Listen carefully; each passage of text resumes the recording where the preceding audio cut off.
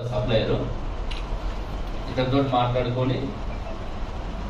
మాట్లాడుకున్న తర్వాత ఈ సన్నీని మనీష్ కుమార్ ఎవరైతే డ్రైవర్ హెల్పర్ ఉన్నారో వారిని వెహికల్ తీసుకుని అక్కడ రమ్మని చెప్పడం. వెహికల్ తీసుకొని పోయిన తర్వాత అక్కడ సుభాష్ విశ్వాస్ ఆ వెహికల్ చెప్తే అతను ఆ ఫారెస్ట్ లో పోయి అతనికి ఉన్నటువంటి అక్కడ సంబంధాలతోటి అతను లోడ్ చేసుకుని రావడం జరిగింది. అయితే వీళ్ళు ఏం చేసినట్టు గతంలో కూడా మనం 6 months బ్యాక్ ఇక్కడే మనం చేయడం జరిగింది. అప్పుడు ఎస్ఓటి వాళ్ళు శామర్పేట పోలీసు పట్టుకోవడం జరిగింది.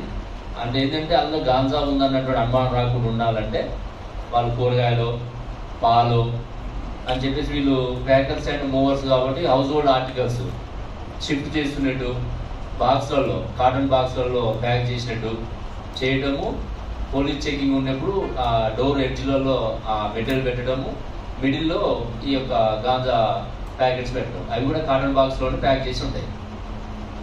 అట్లా ఇక్కడ